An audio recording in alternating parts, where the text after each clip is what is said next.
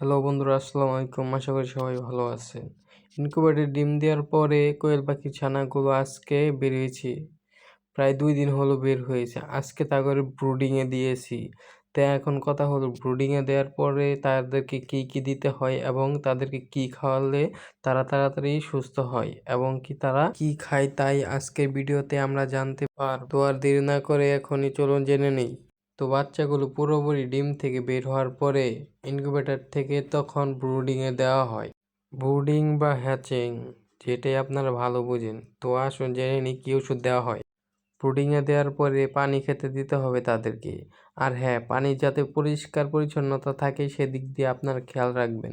আর পানির সাথে আমরা কি ওষুধ দেই সেটা আজকে জানতে পারবো। আমার হাতে এটা কি আপনারা দেখেই চিনে ফেলেছেন। হ্যাঁ, এটা ওট স্যালাইন মানুষের জন্য।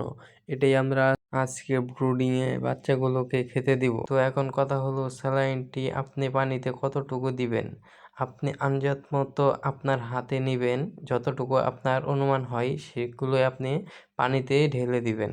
ঢেলে দেওয়ার পরে আপনি ভালো করে একটু মিক্স করে নেবেন যাতে স্যালাইনটি ভালোভাবে মিক্স হয়। মিক্স হওয়ার পরে একটু ঝাঁকি দিবেন। তো আমার স্যালাইনটি পানিতে মিশানো হয়ে গেছে এবং আমি ভালো করে ঝেঁকে দিয়েছি। এখন ব্রুডিংয়ে দেওয়া যাক, চলুন দেখুন। তো আমার প্রায় কাজ শেষ। এখন পাখিদেরকে কি খেতে দিব চলুন সেটাই আগে জেনে আসি। তার আগে আপনাদেরকে একটা কথা বলি, আমার এই চ্যানেলটি নতুন, আপনারা সবাই আমাকে সাপোর্ট করবেন এবং চ্যানেলটি সাবস্ক্রাইব করে রাখবেন। তো আর কথা না বাড়াই, তো বাচ্চাগুলোকে কি খেতে দেই এখন সেটাই দেখব, চলুন দেখে নিই। তো আমি আগে বাজার থেকে সোনালি ফিড এটা এনে রেখেছি।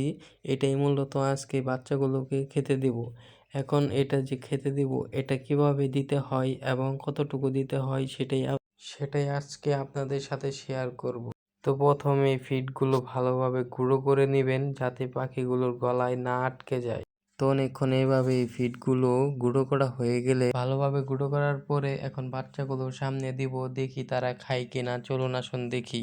ফিডগুলো গুঁড়ো করার কারণ হচ্ছে তারা এত বড় বড় ফিড খেতে পারবে না, তাই তাদেরকে গুঁড়ো করে দেওয়া হয়। গুঁড়ো করে দিলে দেখা যায় যে তারা খুব ভালোভাবে খেতে পারছে, সেই জন্য মূলত গুঁড়ো করে দেওয়া হয়। আর যদি আমি গুঁড়ো করে না দিই সেগুলো তারা কিচ্ছুই খেতে পারবে না, সেই জন্যই মূলত ফিডগুলো গুঁড়ো করে দেওয়া হয়। আর হ্যাঁ, আপনারা যারা ভাবছেন যে মানুষের স্যালাইন কোয়েল পাখির বাচ্চাগুলোকে খাওয়ালে কোনো ক্ষতি হবে কিনা, এতে কোনো ক্ষতি হবে না, এতে আরো উপকার হবে।